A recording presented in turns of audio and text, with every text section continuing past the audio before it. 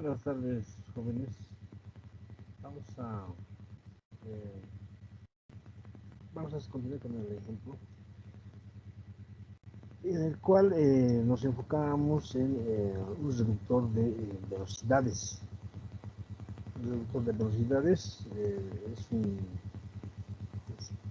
mecanismo en el cual vamos a lograr modificar la velocidad que ingresa de un motor o de un mecanismo que transmite potencia hacia este elemento. Entonces, el reductor de velocidades prácticamente modifica la velocidad.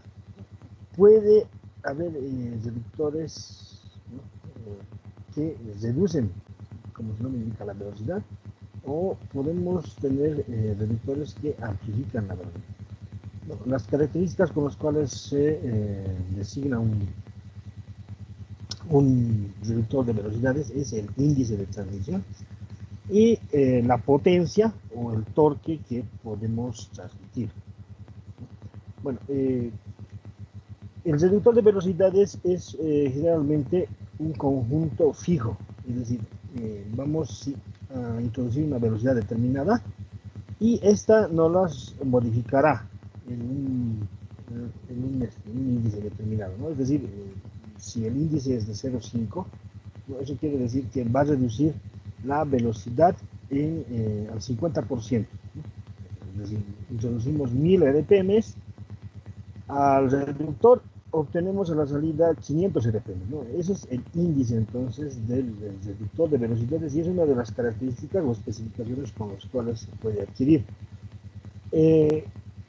Al introducir velocidad al eje de entrada, ¿no? Entonces también estamos transmitiendo lo que es potencia. Y la potencia, como estamos transmitiendo por estos elementos que rotan, entonces prácticamente de acuerdo al diámetro del eje, ¿no? Estaríamos transmitiendo par o torque, ¿no? O como nos han enseñado en física, momento. Entonces, en el reductor de velocidades no solo se va a modificar la velocidad, ¿no? Sino también el torque, pero la potencia que estamos introduciendo se mantiene constante. Es decir, introducimos un HP, obtenemos un HP también a los años, pero modificaremos lo que es la velocidad y el torque. No. En cuanto a sus partes constructivas, ¿no? Lo vamos a ver al conjunto como una caja cerrada, ¿no? Y muchas veces hermética, ya que dentro va a contener lubricante, aceite generalmente, donde esa va a ser la carcasa del reductor. Dentro del reductor vamos a tener elementos que precisamente están modificándonos la velocidad, como son engranajes o inclusive, como indica la figura, un tornillo sin fin, ¿no? El tornillo sin fin y un engranaje prácticamente es un par también, ¿no? Un par cinemático que puede modificar la velocidad. Inclusive en un ángulo, ¿no? Es decir, vamos a introducir en un ángulo con una perspectiva frontal en la velocidad y vamos a obtener el cambio en 90 grados, ¿no? Puede haber reductores que mantienen el sentido de la velocidad.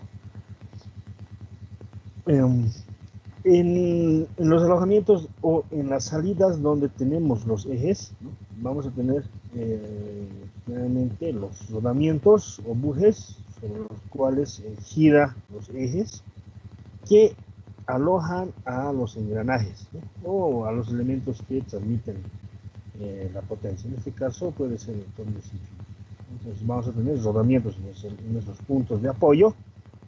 En el caso de los engranajes vamos a tener ejes además, ¿no? Unos ejes que son los que van a apoyarse en los rodamientos al igual que en un motor y alejado de estos puntos de apoyo tendremos lo que es el engranaje. Y adicionalmente tiene otros elementos, ¿no? Como ser sellos para evitar que salga el aceite de esta carcasa, generalmente sellos del polímero. Y adentro tiene que haber también algunos anillos que fijan la posición del engranaje, es decir, que no se desplace axialmente o por la longitud del eje. Puede haber también tornillos prisioneros. Y vamos a tener siempre un visor del nivel de aceite, ¿no? Es decir, pues, no se nota en la figura, pero tendríamos que tener un visor que nos indique que hasta ese nivel deberíamos de tener aceite, y si está o no se ve aceite en el visor, deberíamos de aumentarlo, ¿no? Va a tener siempre una entrada, en este caso se ve la entrada de aceite o de carga de lubricante, ¿no? Que va a bañar a todo el conjunto. Prácticamente este es entonces un reductor. En este caso es fijo. En el caso de los automóviles se denomina caja de velocidades porque puede modificarse la velocidad de salida.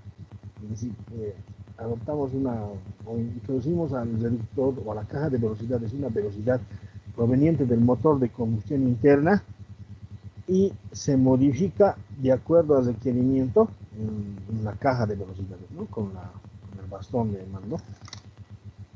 Puede cambiarse a primera, segunda, tercera, donde cuando ponemos la caja de velocidades a primera, ¿no? Esta es una velocidad baja, ¿no? Pero con torque alto, es decir, no tiene más fuerza el motor, ¿no? Y puede usarse esto para las pendientes, para subir pendientes, ¿no? Donde generalmente la movilidad o las movilidades suben lentamente, pero con la fuerza necesaria para vencer esta pendiente.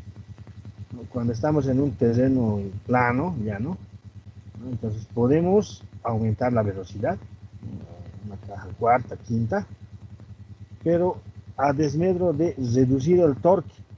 Entonces tienen una relación inversa torque-velocidad, ya que en un terreno plano no necesitamos tanta fuerza como para trasladar, para realizar la traslación de la movilidad. Entonces, en los reductores de velocidad fijo, en cambio, no tenemos esa opción de cambio, aunque existen algunos, pero no es tan variado la reducción de velocidad. No puede haber dos velocidades de reducción, o tres. Perdón. Y esto lo podemos ver en las extrusoras, ¿no? Que describíamos en una clase anterior, ¿no? El cual hace girar un tornillo y la velocidad viene alimentada por un motor reductor, ¿no? Esto es importante ya que la velocidad en este tipo de equipos es una variable que se debe controlar para obtener una variación en el producto. Yo le voy a dar menos tiempo al material con una velocidad alta, menos tiempo a que esté homogenizándose y salga inmediatamente, o le puedo dar más tiempo. Entonces, en algunas situaciones vamos a necesitar reductores de velocidad variables. Ya, pero en el ejemplo que vimos, vamos a plantearnos en el caso de un reductor de velocidad fijo, que vamos a describir. Si abrimos un reductor de velocidades, entonces vamos a tener esta lista, ¿no? Vamos a poder ver los rodamientos. Vemos acá parte de la carcasa, ¿no? Donde se pueden ver los puntos de apoyo, ¿no? Los puntos de apoyo, en los puntos de apoyo tenemos los rodamientos. En estos rodamientos están alojados los ejes y en los ejes están montados los engranajes. Tiene un eje de entrada, tiene un eje de salida, ¿no? En el eje de entrada, ¿no? Si introducimos movimiento, o digamos, movimiento, ¿no? Vamos a transmitir la velocidad de este engranaje al engranaje con el cual forma el par cinemático, ¿no? O con el cual está en contacto. Entonces notaremos que tienen un diámetro, un tamaño diferente, ¿no? Esto precisamente se usa para ampliar o reducir la velocidad. En este caso, este reductor tiene opción a que la velocidad se transmita por 3 engranajes y les ingrese por este eje que estoy señalando, haga mover la rueda o el engranaje, este transmita su movimiento a este otro engranaje y este haga mover el eje. Y acá ya vamos a tener la velocidad de salida, o en su defecto el movimiento que venga por acá se transmita directamente a este engranaje y este engranaje transmita su movimiento a este. No, en el primer caso vamos a tener una reducción de velocidad y en el segundo un aumento de velocidad. Pero bueno, entre las partes vamos a poder ver, ¿no? En las cajas de velocidades de los automóviles tenemos estos elementos denominados horquillas que acoplan o desacoplan un engranaje al tren de transmisión. Cuando tenemos más de 2 engranajes, ¿no? Esto se denomina tren de transmisión de velocidad. Entonces, estas horquillas se usan para empujar o sacar de una posición determinada un engranaje. Por lo tanto, habrá engranajes dentro de la caja de velocidades que puedan deslizarse axialmente o a lo largo del eje, donde se va a lograr el acoplamiento o desacoplamiento de estos engranajes. Tenemos diferentes tipos de engranajes, ¿no? Lo que vamos a ver son los engranajes rectos y se denominan así por la forma o el perfil de los dientes, ¿no? El engranaje está conformado por dientes y estos tienen una forma característica, ¿no? Entonces, este perfil del diente va a tener una dirección, o la forma va a tener una dirección axial paralela al eje axial de la rueda. Podemos tener engranajes helicoidales, ¿no? En el caso de que los perfiles formen un ángulo con el eje axial de la rueda o el engranaje, como es este caso de la segunda figura. Podemos tener engranajes cónicos.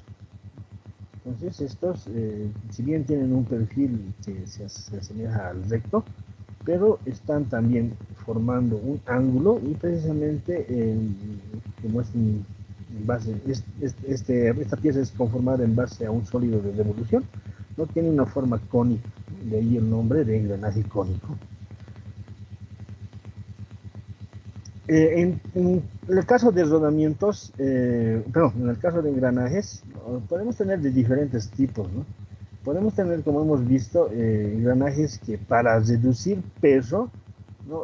Tienen partes de su cuerpo que son huecas, que se han vaciado algunos sectores, ¿no? O puede ser que el engranaje tenga una consistencia o un cuerpo macizo, sin perforaciones. Entonces, cuando tiene perforaciones o se quiere reducir el peso o la masa, o también se tiene algún problema con efectos del calor.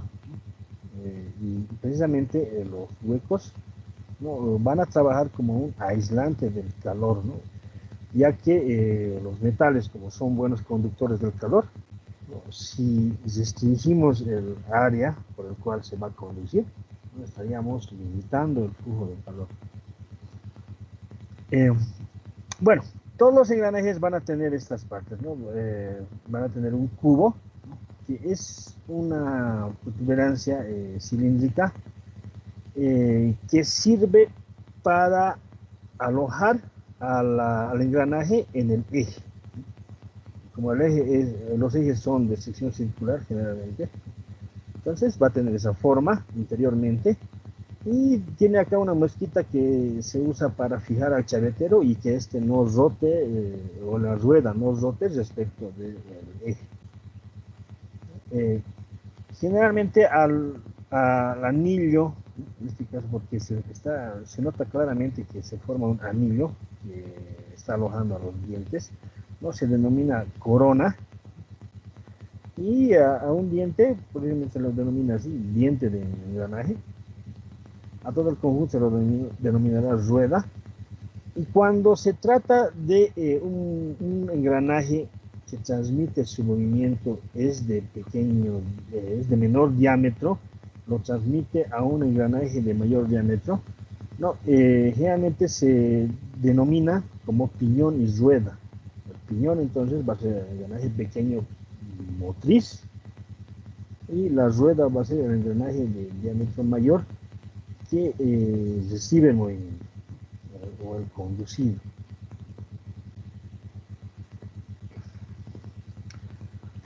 Bueno, una aclaración de las partes del engranaje, ¿no? Hacíamos referencia al cubo, de esta parte. Sí, sí, sí, alguien tiene que decir algo. Tal vez no lo estoy prestando atención.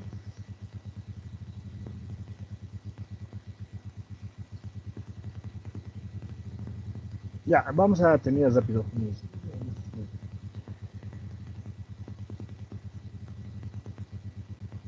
Estábamos en... Ya.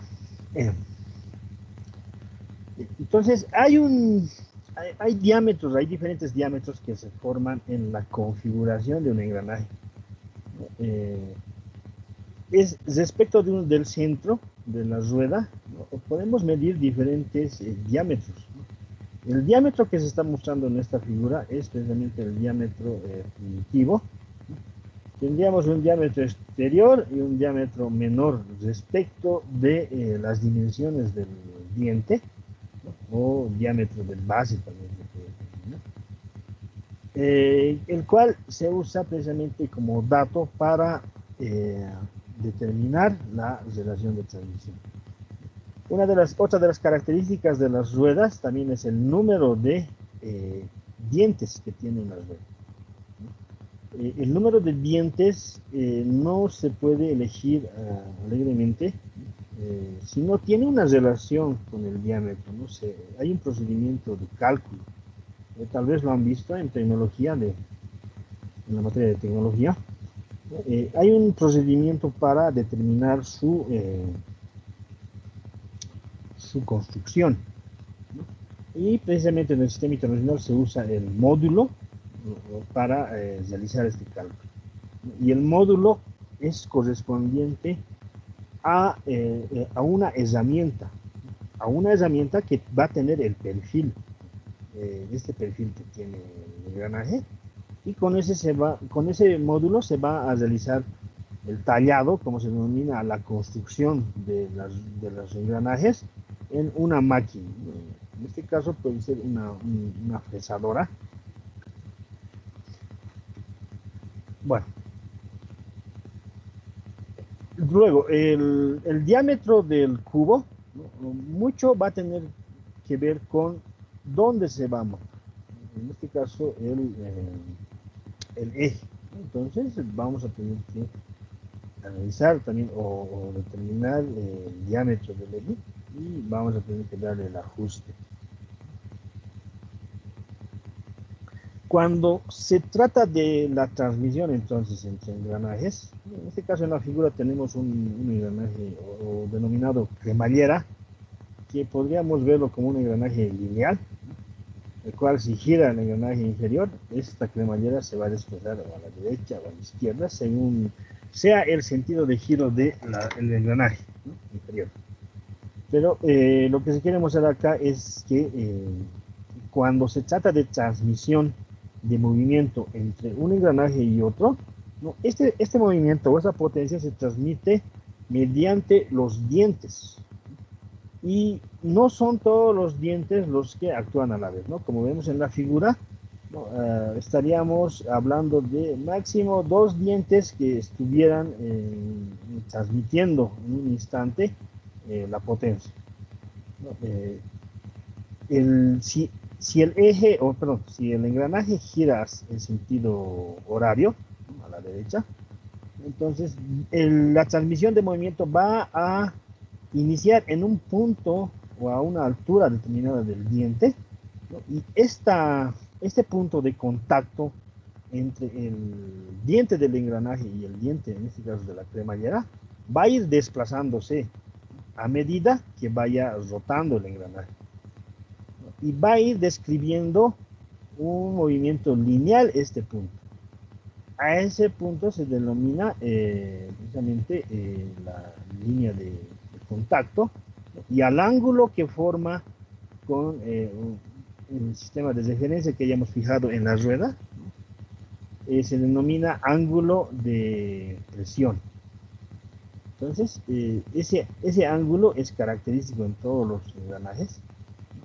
Obviamente va a variar de acuerdo a las dimensiones de los engranajes, pero debe estar oscilando entre 20 y 40 grados, ¿no? No puede salir de este rango, ya que sería ineficiente la transmisión de potencia.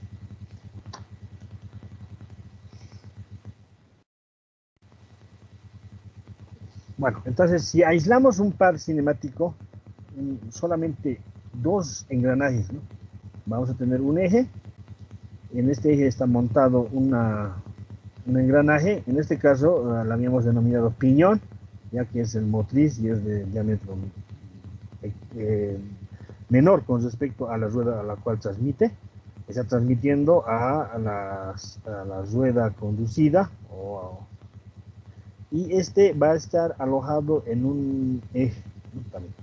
Entonces lo que analizamos en cinemática es la velocidad de entrada y la velocidad de salida.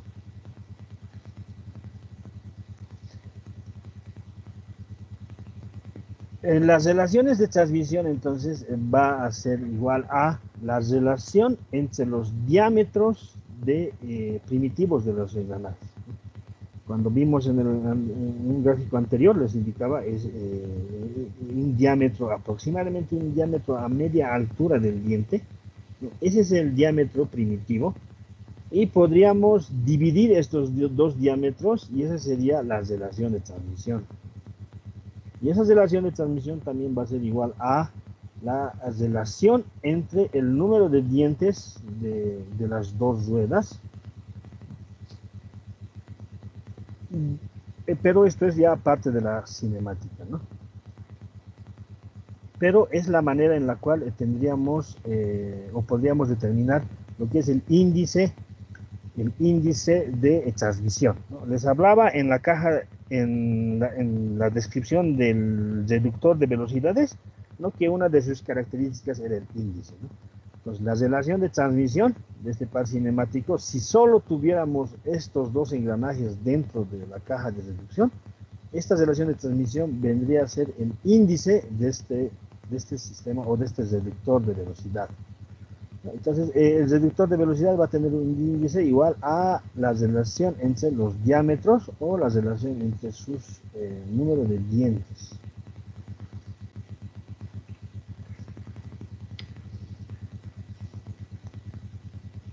Bueno, aquí vamos a recalcar lo que estábamos indicando acerca del punto de contacto entre los dientes de la rueda motriz y la rueda conducida, ¿no? En el punto A estamos viendo que se está iniciando el contacto del diente de una rueda con la rueda a la cual se está transmitiendo, ¿no? Y este punto va a ir desplazándose a lo largo del diente, ¿no? Y esta descripción o este movimiento de este punto de contacto, como está girando, decíamos, va a describir un movimiento lineal.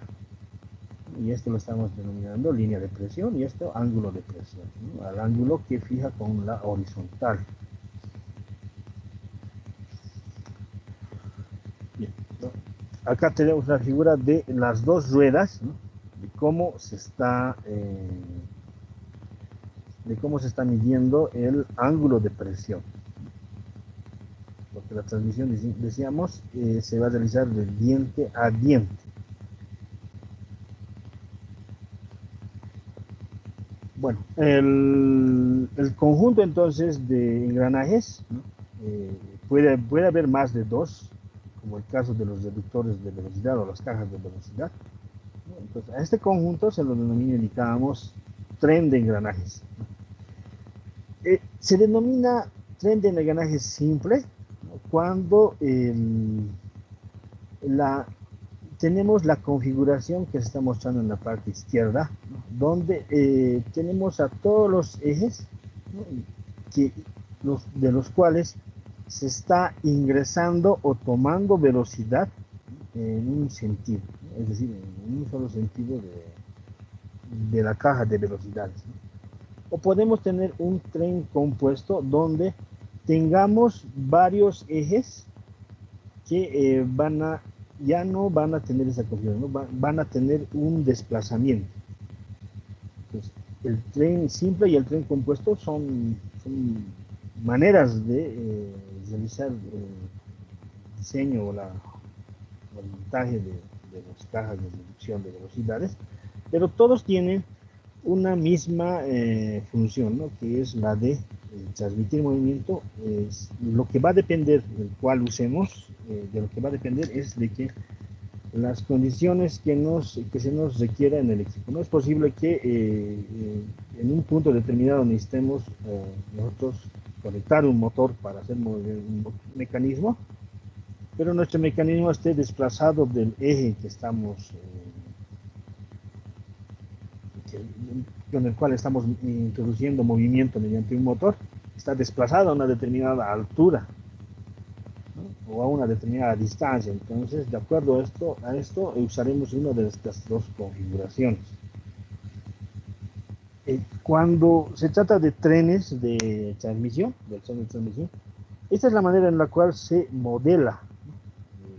Cuando ustedes vieron un sistema de poleas y pesos, ¿no?, en física, para analizar lo que es estática o dinámica, ¿no?, realizaban un esquema, no precisamente dibujábamos los elementos reales, ¿no?, inclusive en estática de la partícula, ni siquiera tomábamos en cuenta las dimensiones de los cuerpos, ¿no?, simplemente denominábamos objeto a una masa m que tenga, y no considerábamos si este tiene una forma determinada, ¿no?, o unas determinadas dimensiones. Entonces, en física realizamos ese modelo del sistema físico. En este caso, en los engranajes, cómo se modela es de esta manera, ¿no?, donde siempre vamos a especificar los puntos de apoyo y los ejes, ¿no?, que podemos especificarlo de esta manera como rectángulos o como líneas simplemente. Las ruedas sí lo vamos a especificar como si fueran rectángulos, y vamos a tener una relación entre los diámetros que estemos manejando. En este caso, esta rueda 1 está transmitiendo su movimiento a esta rueda 2, ¿no?, y en el gráfico está, si bien no tenemos dimensiones, pero nosotros vamos a hacer una relación aproximada de que este diámetro 1 es menor que el diámetro 2. Tenemos un segundo eje que tiene su punto de apoyo en B, y que en sus dos extremos entonces tienen montados o alojados la rueda 3 y la rueda 2. Tenemos acá otro punto de transmisión entre la rueda 3 y la rueda 4, y la rueda 4 está alojada en este eje y en este otro punto de apoyo, obteniéndose acá a la salida de este eje la velocidad de salida, que sería igual a la velocidad de la rueda 4. Cuando analizamos la cinemática de esta transmisión, ¿no?, es decir, usamos la relación de transmisión, solo se puede aplicar a un par, ¿no?, es decir, par por par de ruedas, vamos a tener que analizarlo. En este caso, acá tendríamos entre la rueda 1 y la rueda 2 una relación de transmisión, y entre la rueda 3 y la rueda 4 otra relación de transmisión. Ahora, como tenemos dos relaciones de transmisión, ¿cuál usamos, ¿no?, si todo esto fuera nuestro reductor de velocidades? Lo que se hace es multiplicar estas dos relaciones de transmisión, y tenemos una relación de transmisión, podríamos llamarlo total o del conjunto, que vendría a ser el índice del reductor de velocidad.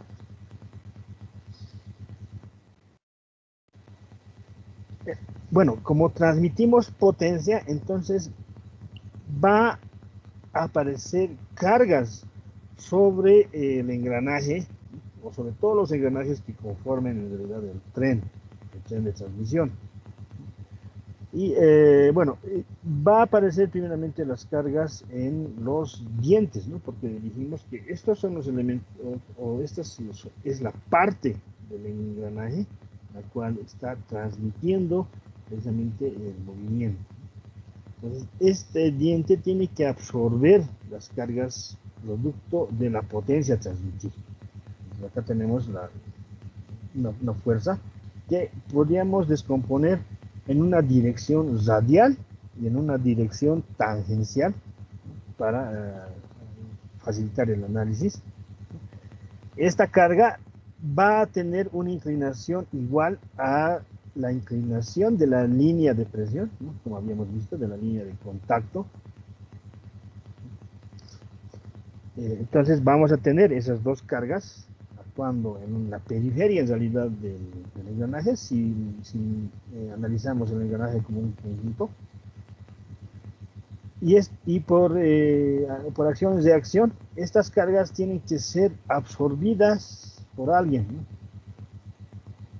Y eso precisamente se va a reflejar en el punto de unión entre el eje y el engranaje. Entonces, en el centro del engranaje vamos a tener estas dos cargas, que lo va a absorber primeramente el eje, ¿no? Como habíamos visto en el caso del motor y rodamientos. Y estas cargas, a su vez, se van a absorber también por los rodamientos y por los puntos de apoyo.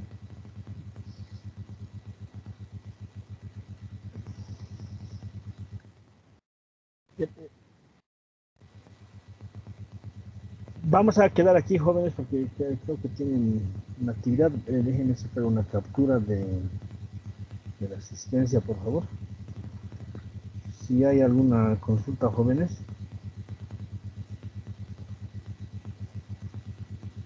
Ingeniero, gracias.